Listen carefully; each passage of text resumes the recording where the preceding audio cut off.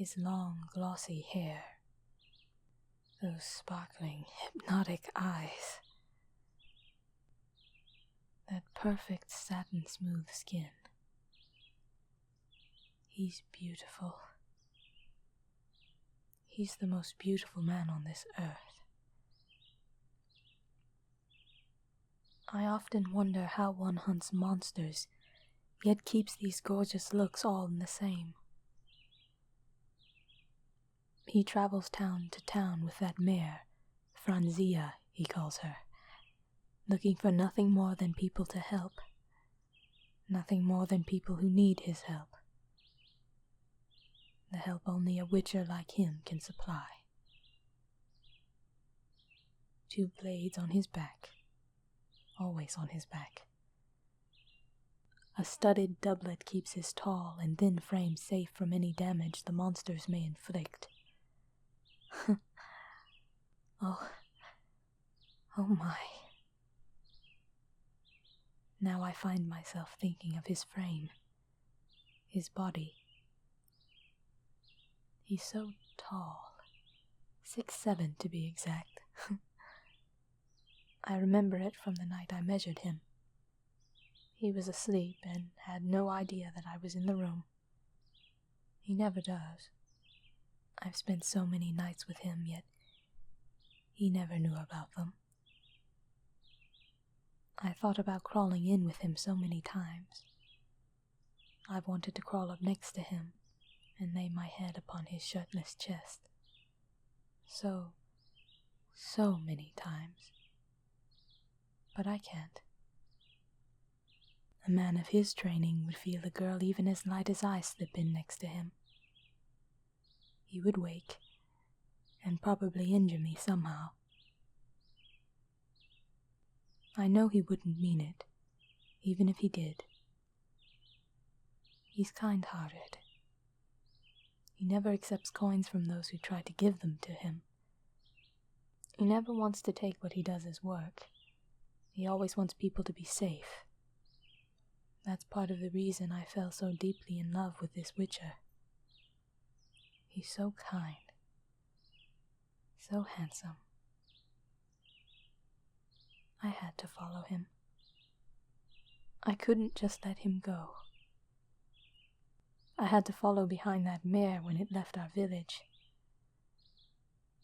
I have followed him for nearly a year now, but I have yet to speak to him, even once. Every time I hear that deep, soft, swooning voice, my throat grows heavy, and a chill is sent down my spine. It's so gentle and comforting. I wish that voice would whisper in my ear and tell me it loves me. But I just can't bring myself to speak with him. He's oh so good looking. Every time I try to stop him, I just can't get the words out. Every time he leaves a tavern, I try my absolute hardest to say something, but I never do. Every time he stops at an inn and asks the owner if there's trouble about, I try my best to say something about a local griffin or witch, just so he'll stay in one place all the longer. But I just never do. I can never bring myself to say it. What if he doesn't like me? What if he finds out I'm lying? What if he starts noticing I'm following him? Stalking him? Just thinking about him hating me, here and now,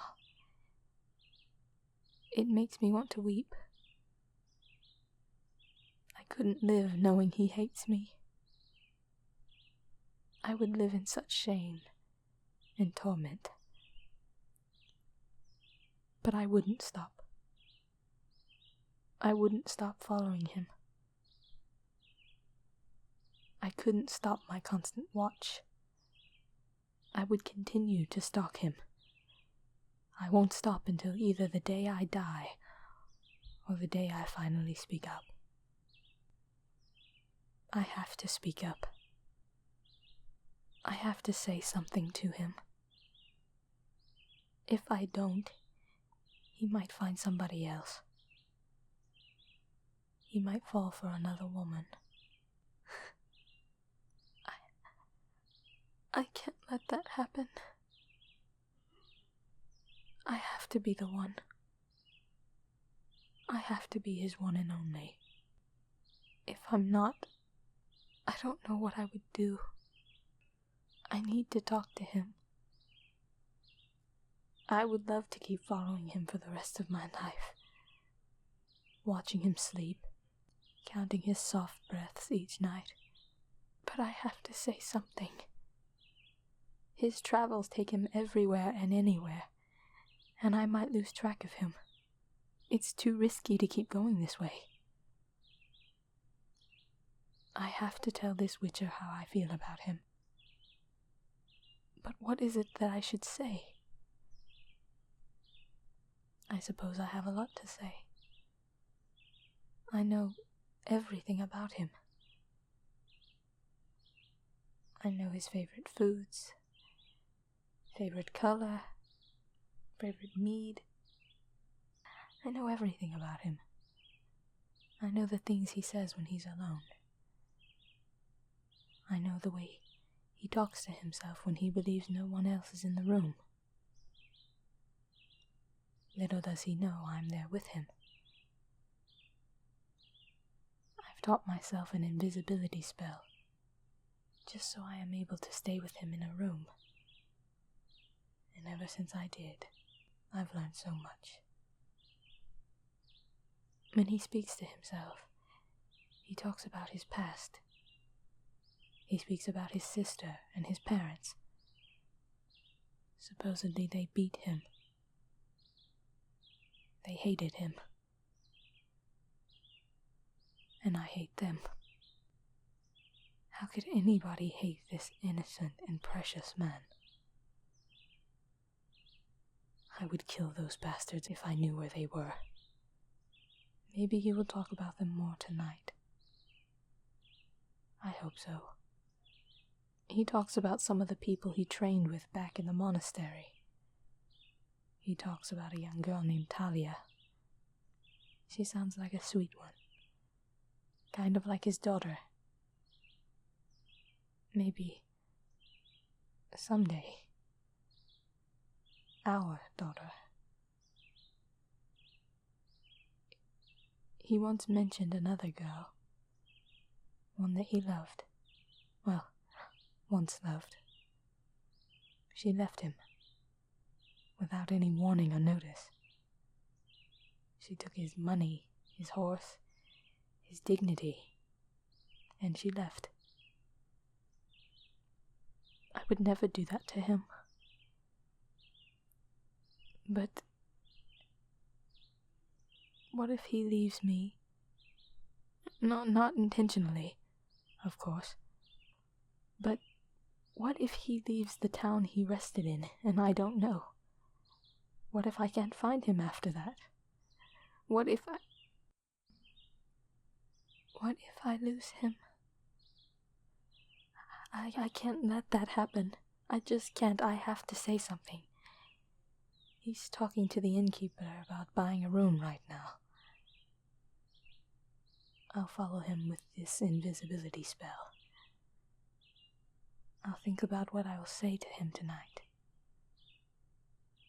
I'll have to stop him when he's going out the door or traveling the road tomorrow. I'll endure the pain of speaking with him when I try. I'll endure the stinging in my throat.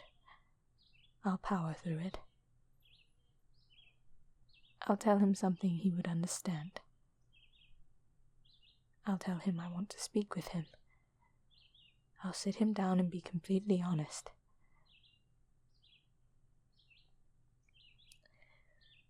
I'll tell him how I followed him. I'll tell him I stalk him and watch him when he's asleep. I'll tell him everything. and I'll tell him why. Because the truth is, I just love him so much.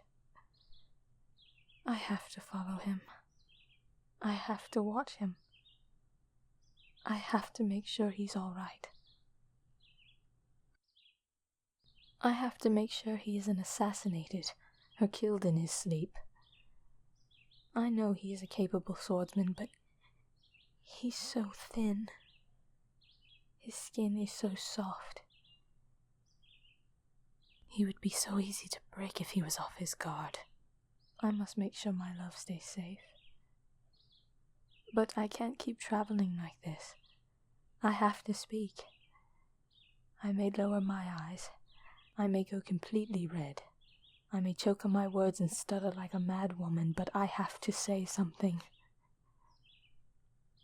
I might break down into tears. But there is a hope.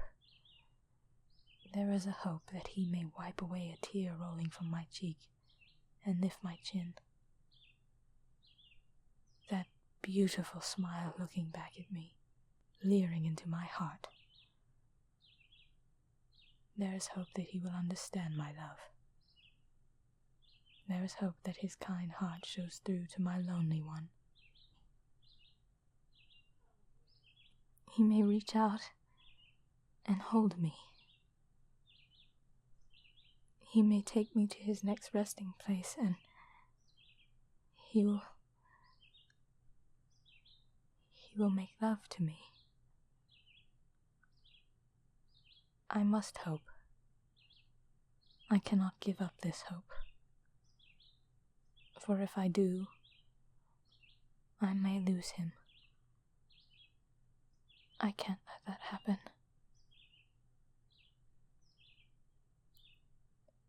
He's walking to the room he has rented.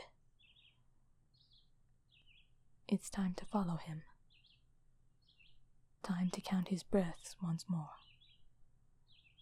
One more night with him as nothing but a stranger following him. One last night. One more night as nothing but a stranger following him. Just this one last night.